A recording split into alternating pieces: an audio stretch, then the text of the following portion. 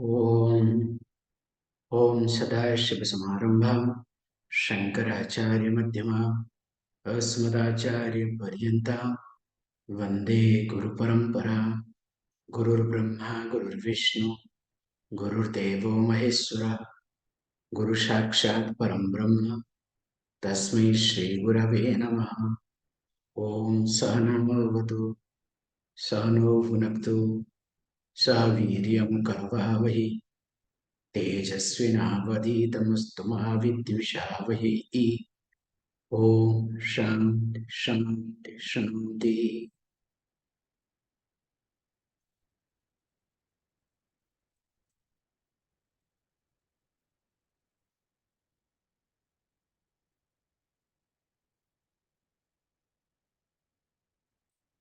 So let us read the verse. Verse number 14. Devadvija Guru Pragya Pujanam Shauchamarjavam Brahmacharyamahimsam Shariram Tapa Uchyate. So the verse is supposed to be taken together. Devadvija Guru Pragya Pujanam Sauchamarjavam Brahmacharyamahimsam Shariram Tapa Uchyate.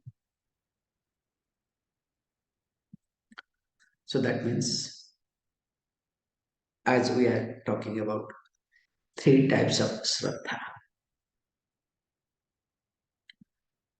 we are supposed to cover different types of Shraddha, and already we have covered Ahara and Yajna.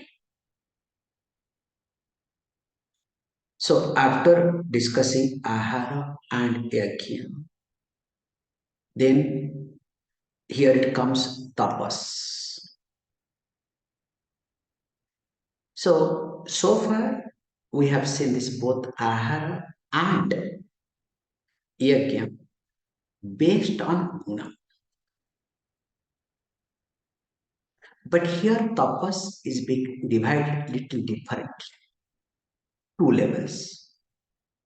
First is Karana Drishtya, then comes Guna Drishtya.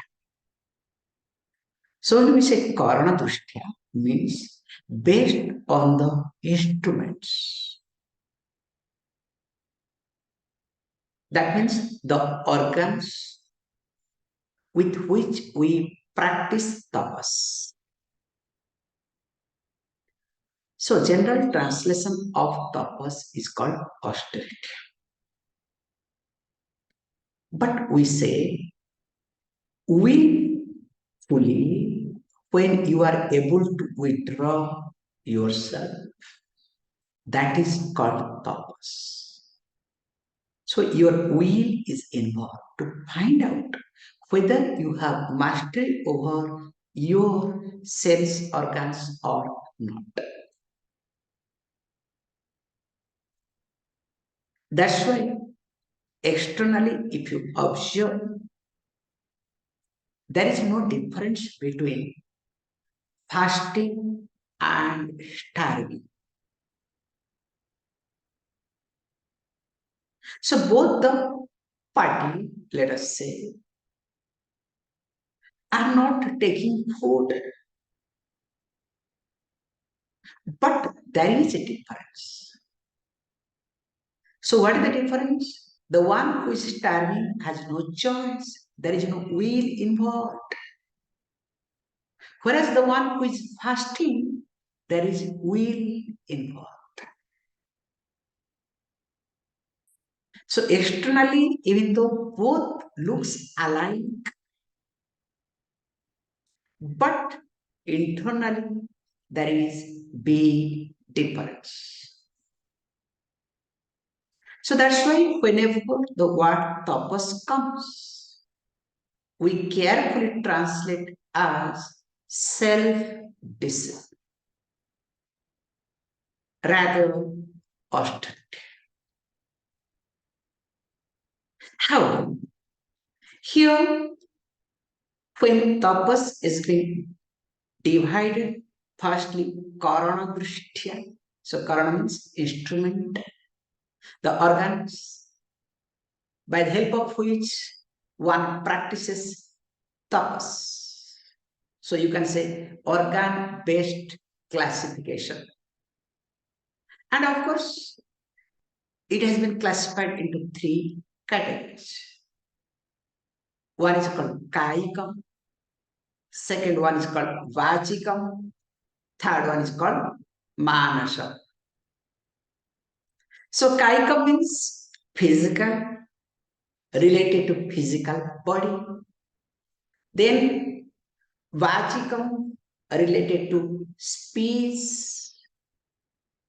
and Manasam means related to mind. And of course, Lord Krishna again is going to talk after dividing this into this Karana Drishtya from the standpoint of Karanam, the instrument. Later on, it will say Guna Drishtya, means Sattvika, Rajasic, and Tamasic.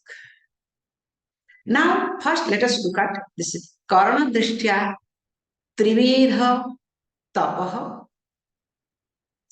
So that means if we look at, says beautifully this verse directly, that all sort of puja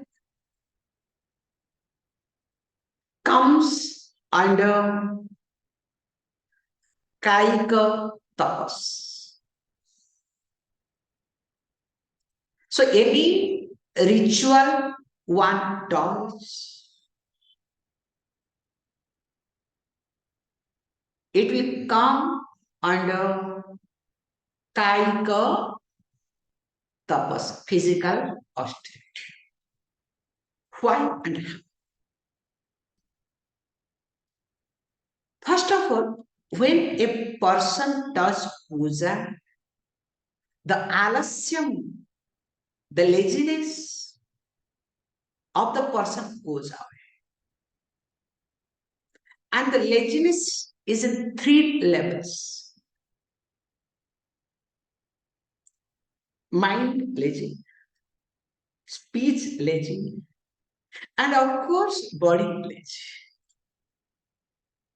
And interestingly, through puja, all sort of laziness is taken care.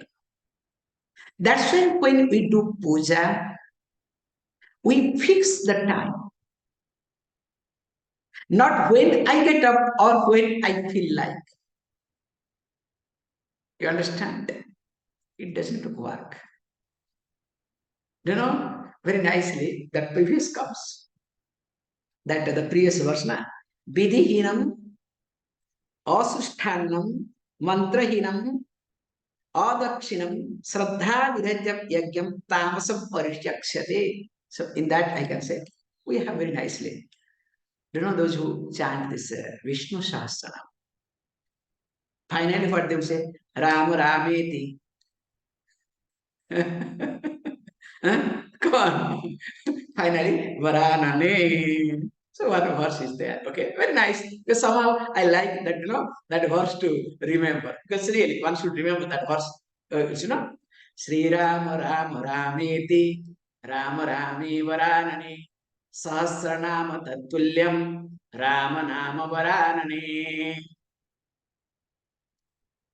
So those who cannot chant Vishnu Sahasranam, suppose you are occupied, you don't have much time, so you can chant this line 3 times. The punyam is equivalent to chanting complete Vishnu Sahasranam.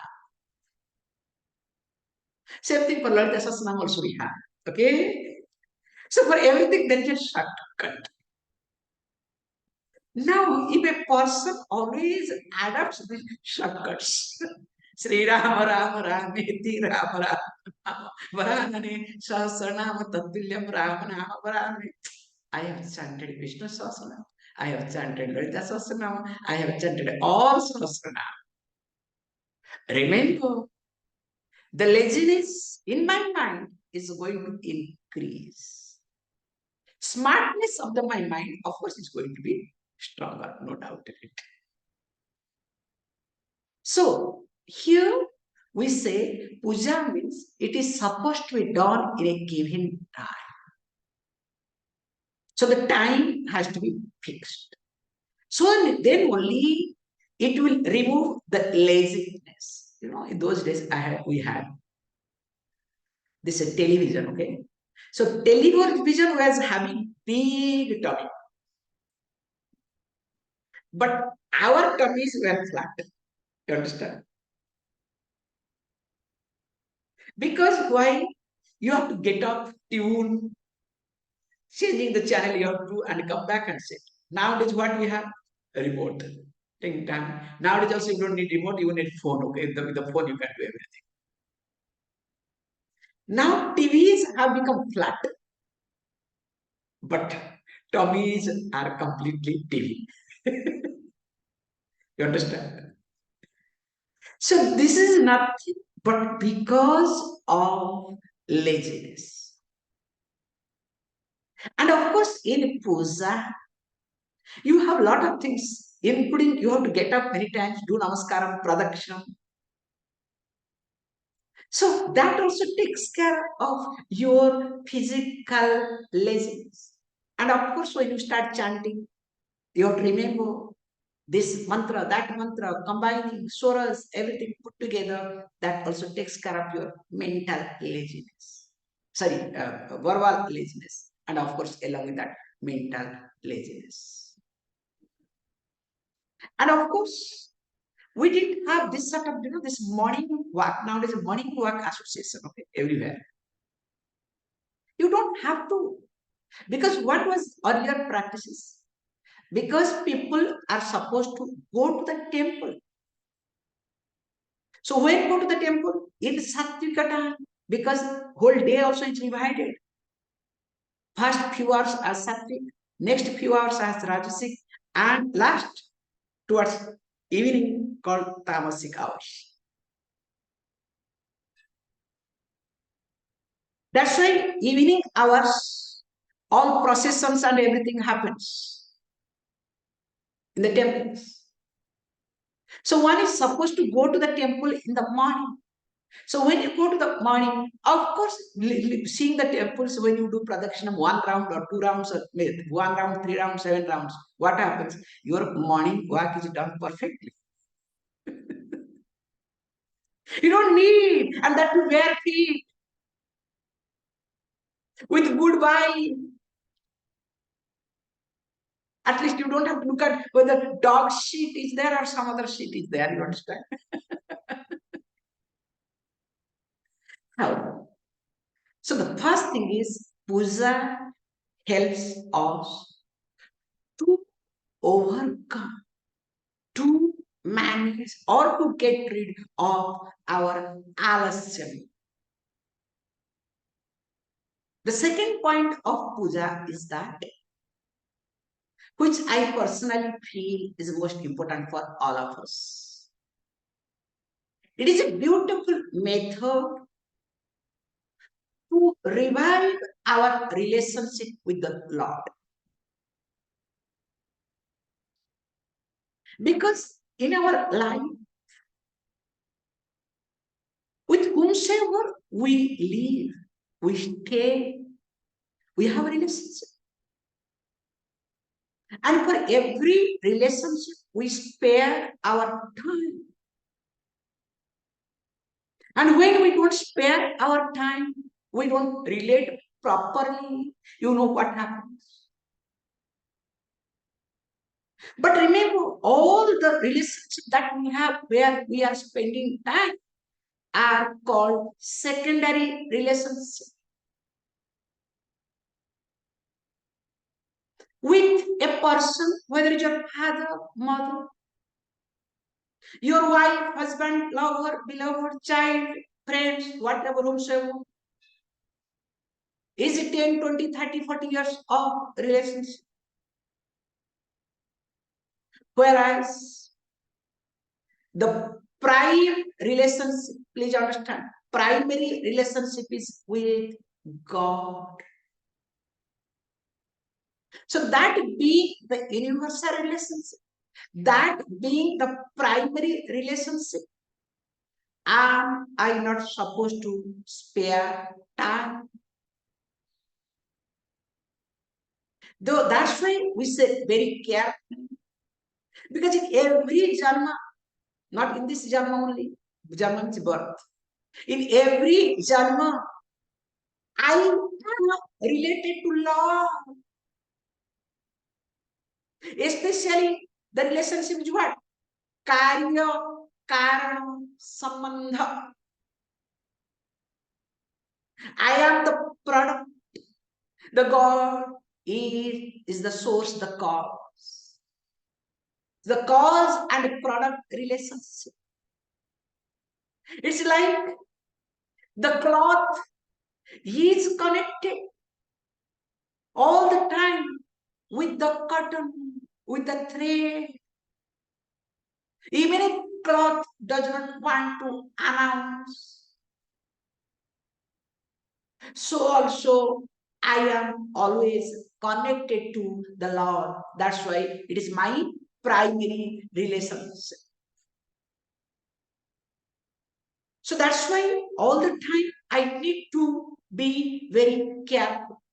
And thirdly, when you look at puja, helps to become humble by expressing gratitude.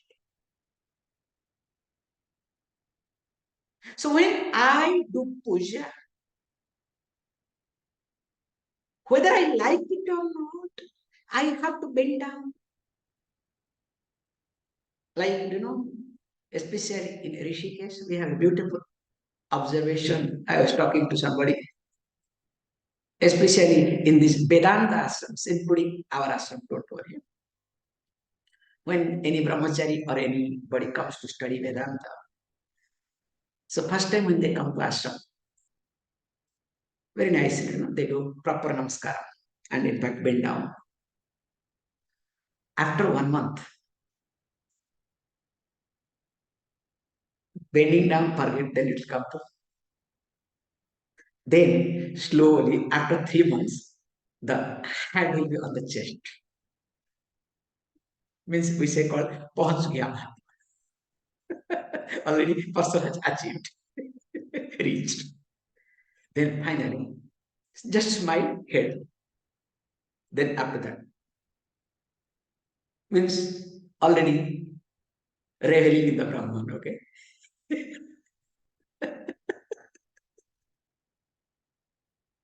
No humility at all. Whereas if you go to this bhakti-based ashrams, what they don't do is not a point for me. Point is, at least physically they bend down. Prabhuji, that's big thing, which is nice, which is good. So what I'm trying to say is that when a person does puja, at least launch to express gratitude in the process develops what?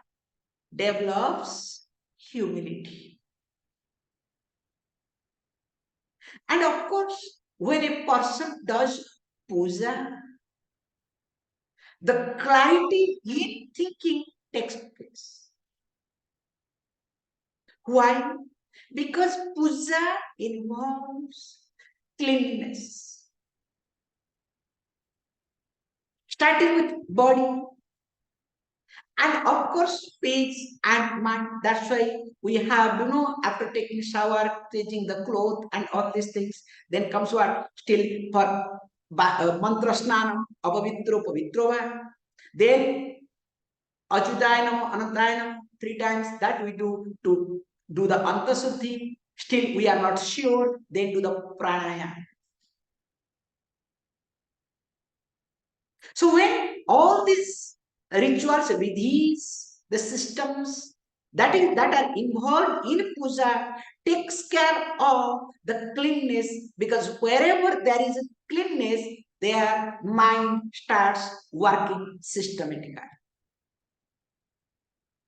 You can see for yourself. Starting with table, I see for me always in the computer.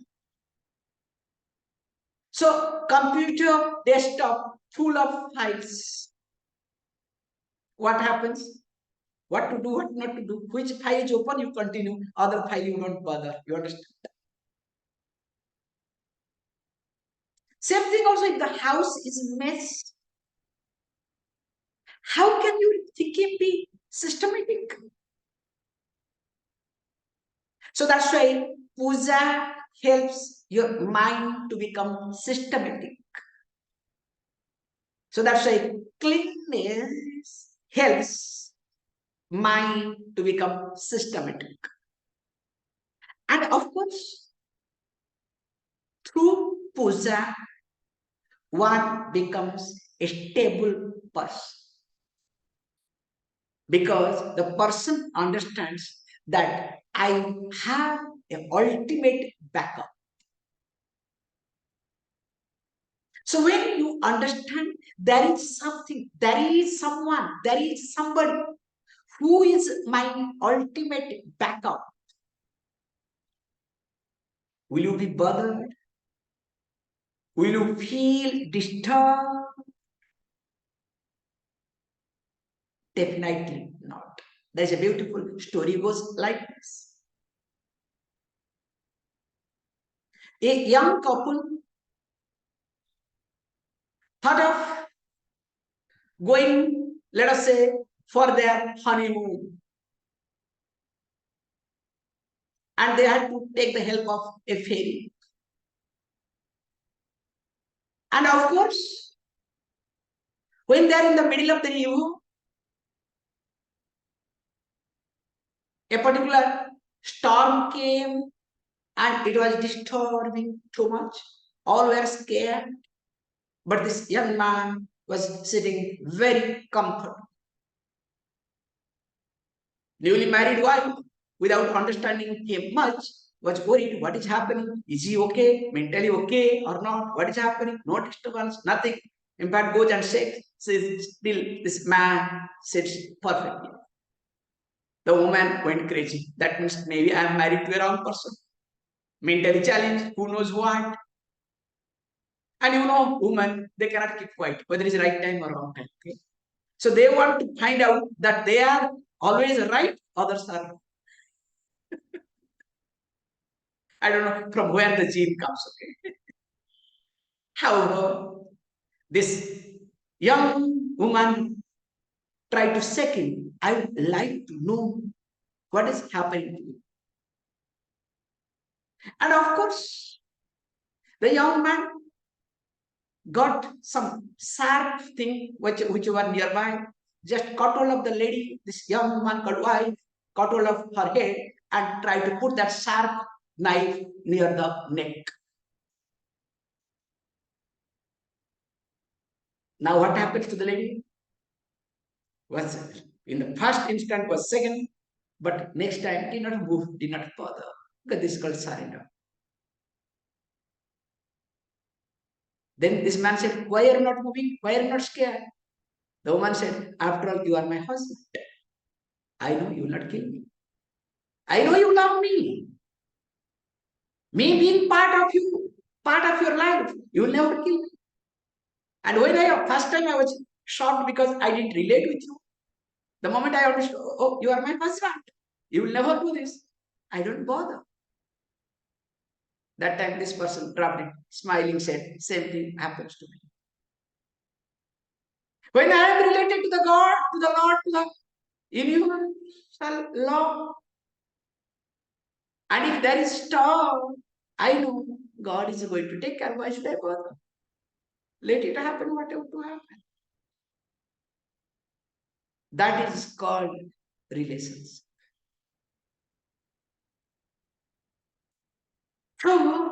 So Lord also takes care of this. So through puja, we do take care of this aspect. That's why we do follow a lot of procedures. And most important thing is also through puja, the social unification also happens. You start socializing, you try to present yourself in a better way. That's why we come together through the puja. That's why if you observe, all pujas are being designed in such a way when the market is lazy, supposedly. But of course, in Hinduism, puja was different. In other religion, it's different. Let me start with Hinduism. If you observe in Dakshinayana, now more pujas are good than Uttarayana. Do you know why? Because in Dakshinayana, lot of activities people do. So that you should not, because harvesting, lot of things are there. People are engaged. So that is a process that you become a mechanical person. You may get tired, exhausted. That's why puja comes to socialize, to share. It's a very amazing way of doing it. That's why also in Christianity, the Christmas Eve was imagined because they know that during this 25th and of course towards end, the whole market, because of snow and whatnot, everything's other way around. So this is the time to put this Christmas, the birthday of Jesus, which was not there, as you know, just 250 years old. This method earlier it was not there at all. It started from London. The king twice, two kings, they were coronated on such that day. So then they adopted this method. Yes, I am not talking about, okay, history talks. So that means it's very clear. The puja helps at least social unification. With this, I think, let us look at the verse. So first he says, to whom to do puja? So he says, look, first is Deva, Dvija, Guru, Pragyam, Pujanam. Worship of the God. Okay, you may say, I understand. Worshipping God because you stop a lot. But why you say this God? And already there are so many gods we have discussed. 330 million based on sattvic, rajasic, and tamasic aspect. So how do you present that? We say very clearly, God is really formless. But the problem is, we cannot relate with all pervading formless Lord. So because we cannot relate, especially in our crucial time, especially when I am disturbed, so I cannot relate with formless, all-pervasive Lord. That's why I relate with an idol who represents the formless. That's why we say we relate with a given aspect of Lord. That's why we have different types of Lord. For example, if a person is going through a lot of fear, panic attack, or enemy fear, we say you can worship Hanuman. Because today is Tuesday, his day, okay, that's right. So the moment you start, worshipping Hanuman, even if just Hanuman Chalisa or whatever, Hanuman Stava, So automatically it becomes easier, your things comes down because you relate that aspect. So that's why whenever we worship our Ishtadevata, we say what? The form that I like. Ishtadevata means the form I like. That means what? The aspect that is lacking in me is being visualized in a given form. So that's why we say very carefully, we need to do puja alone in a given form. Have idol. Spend doing puja. You will see a big difference in you. Then the second one is called Dvija. So Dvija means generally called the Brahmins. Actually, maybe I should translate a little differently here. Dvija means twice born. So when you say twice born, what it means here is the one who follows dharmic life, the one who knows Shastra. So here Divija represents Shastra. So that means what? When a person follows Shastra, so definitely we need to respect, we need to worship. So indirectly, we are valuing Shastra, worshipping Shastra. So that you don't develop ego.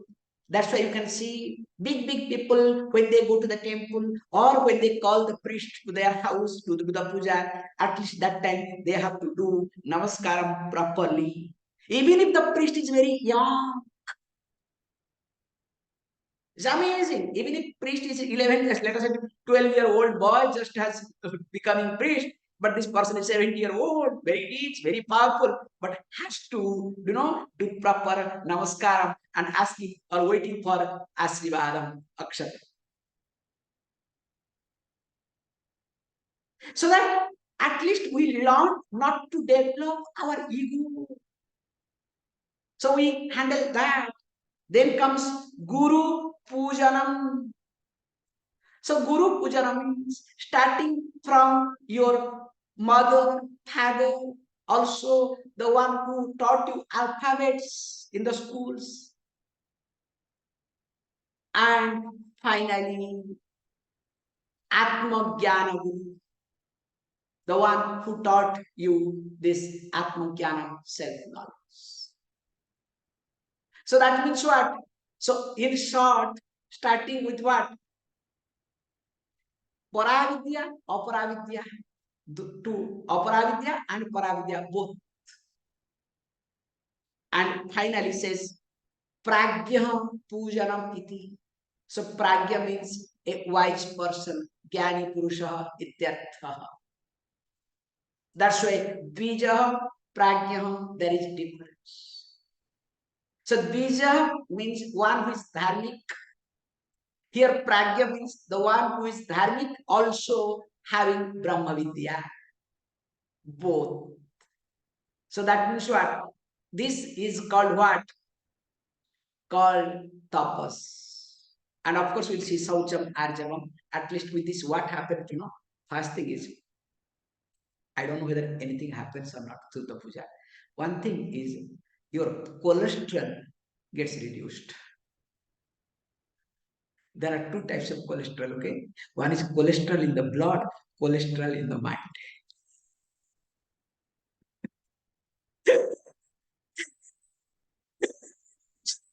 I personally feel the cholesterol in mind is more dangerous than the cholesterol in the blood. More of it. We'll see tomorrow. Please. Om Purnamada Purnamidam Purna Purnamudachyate Purnasya Purnamadaya Purnameva Vishishyate Om Shanti Shanti Shanti. Thank you. I love you.